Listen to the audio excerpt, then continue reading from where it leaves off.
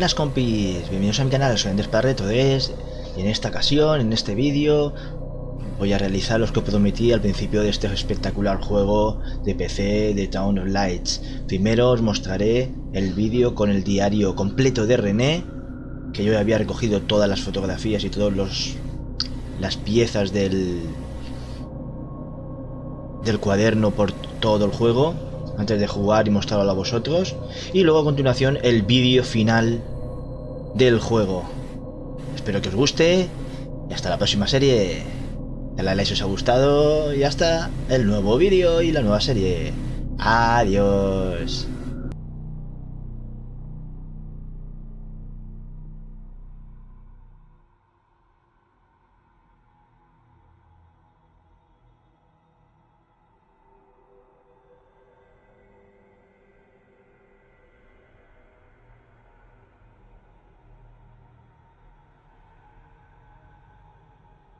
My name is Renee.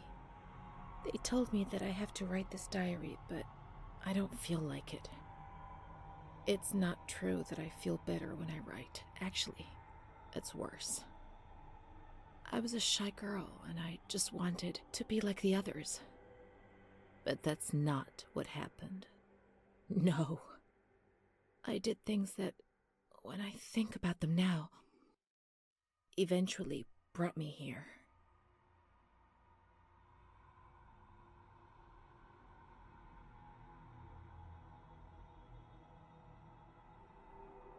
Everything started with that damned light. It happened for the first time when I was still a little girl. I was 6 or 7. I was walking outside school when suddenly the noise started to melt into an indistinct rumble. The light increased out of all proportion and everything lost its meaning. I could no longer recognize anything. Objects, people, words, not even myself.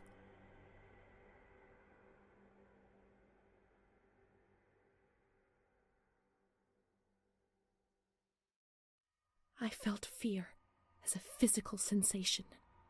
It prevented me from moving, from swallowing, from breathing.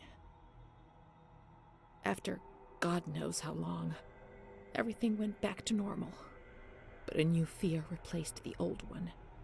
Different but terrible, of the light coming back. And it did come back.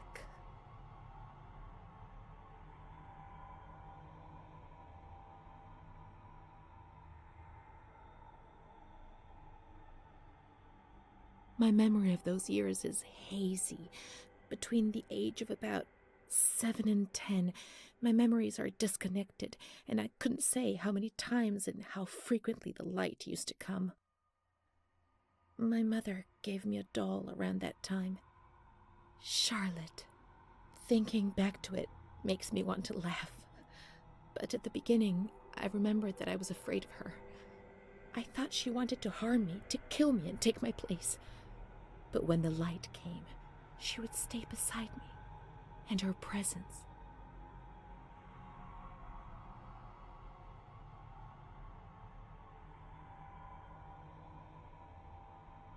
Did not disturb me. I was able to talk to her, and so she became my best friend. At least until I was in grade 2, when everything changed. She didn't laugh at me. And if I had to say something to my mother, I asked her to say it. When things inside me turned bad, she was the only one I could turn to. Now all of this makes me blush, but Charlotte was a real friend to me. I knew that she was just a doll. I wasn't stupid, but at the same time, she was real too. I don't know how to explain it. It's difficult. My mother would cuddle her and tell her things. I guess she was trying to communicate with me. But back then, I was too afraid to understand it.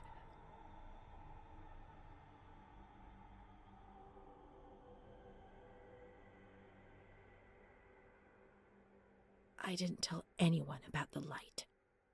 I knew that something terrible was happening to me. I thought that I would die, and the shame I felt was so deep that an uncontrollable restlessness took over me. I was afraid when other people were nearby. I saw fingers pointed at me, mouths laughing, condemning me.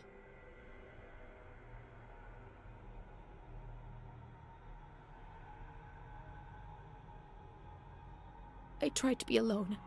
I would sit down on the ground and, curled up in the dark, I would repeat a word, any word, in continuation. This helped me not to think, not to lose myself. I would spend entire days like this, hoping that my mother would ignore me. Her compassionate words hurt me and terrorized me even more, and so I had to.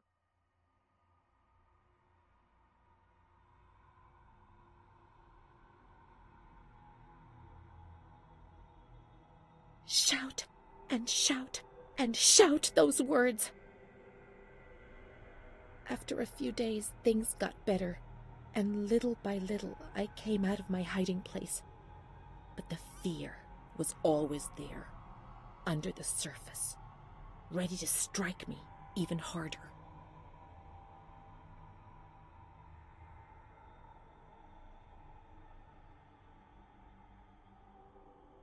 I remember a recurring dream from that time.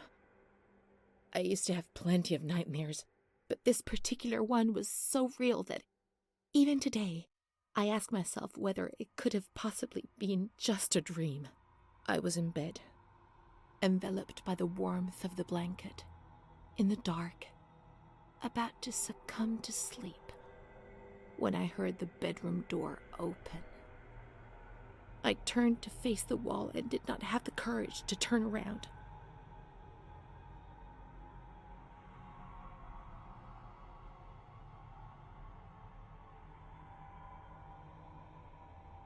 I only saw a shadow cast against the wall by the light filtering in through the door.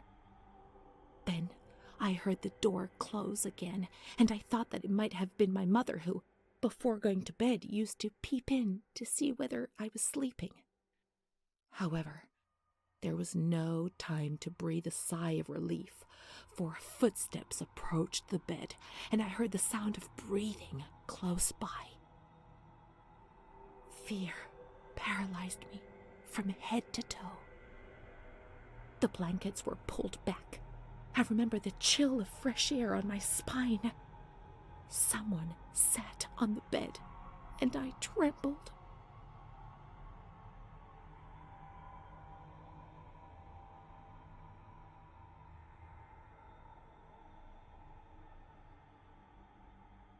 Then the dream finished.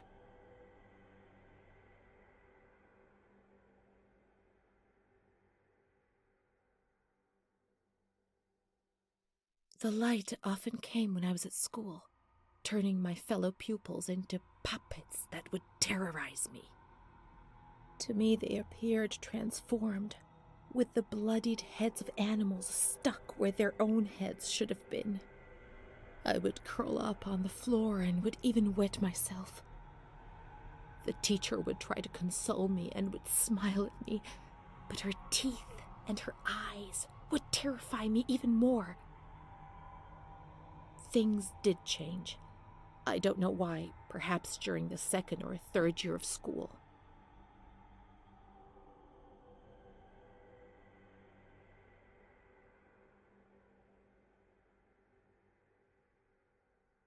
It was more or less in the same period that I became friends with Bruna.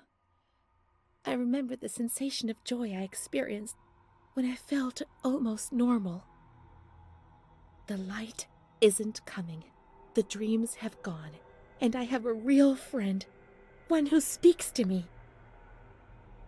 I would repeat this to myself proudly while looking in the mirror, where I no longer saw an embarrassing reflection.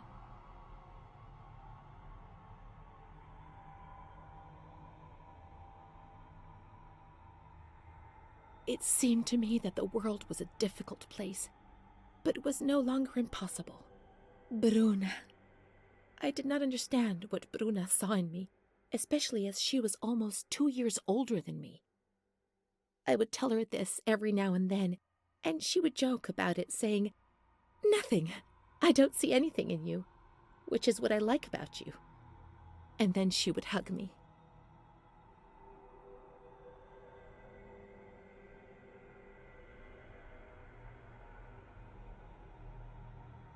But one day, she was sad and pensive and said to me, "You and I are the same.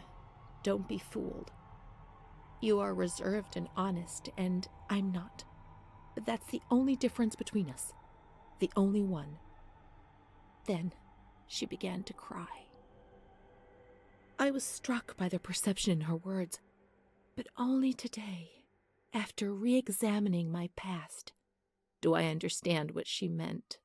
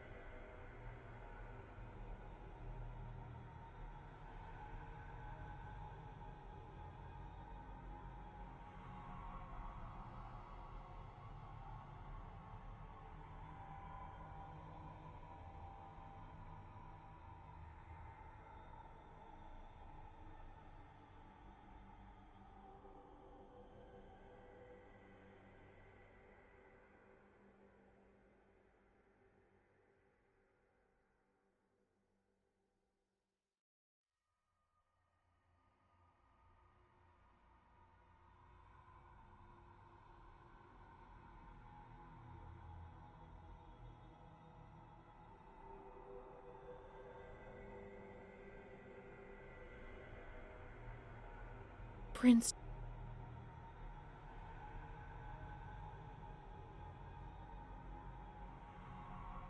things improved for a number of years. Then, suddenly, everything came crashing down. One evening I came home drunk, and the following morning a terrible crisis overcame me, all of a sudden. What had I done? I was terrified. I thought I'd lost my sight. The light burned my eyes from inside.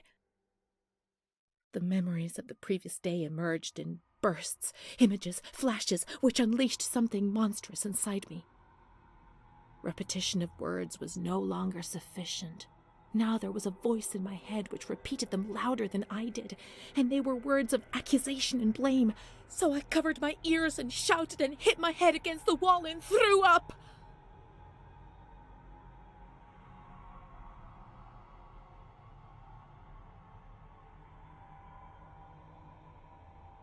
I remember the doctor, the wall filthy with blood and vomit. My mother wasn't looking at me. Bruna was crying but trying to hide it. Charlotte was beside me.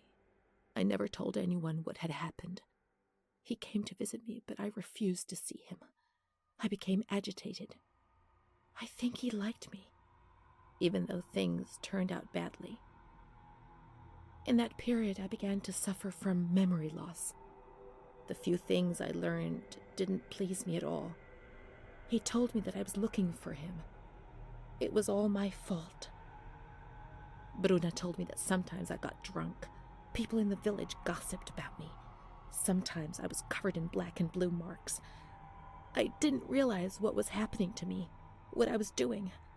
I was no longer in control of my life. From my little corner.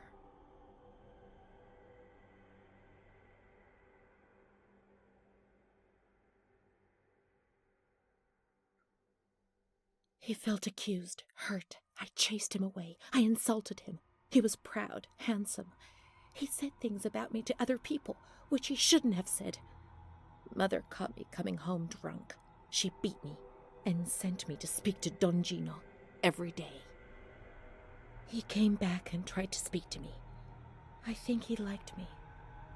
Sometimes I sent him packing and I started shouting at him. But other times I embraced him. I held him tight and loved him.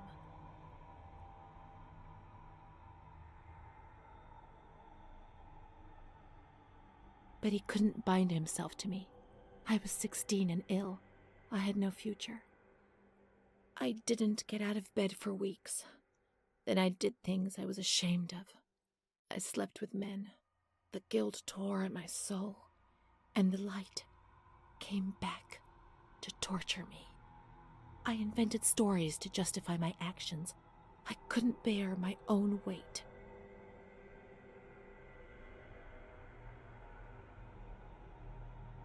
Mom found out about it. Her voice split my head. I pushed her away because I was afraid of dying, and I shouted to the whole world what was happening to me and that I didn't understand. The police arrived and they carted me away. I remember the onlookers shaking their heads. They would be better off without me, cleansed of shame, with something to talk about for a while.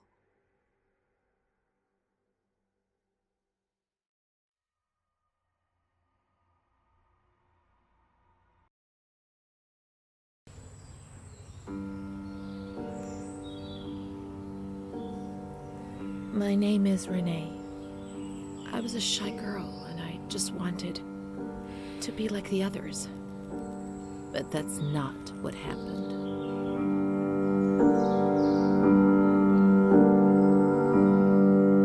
So here you live above my mind. I wish you'd heard that my mind is trying to read yours and easy for a bird. Soon I'll meet you, I'll become the one you love.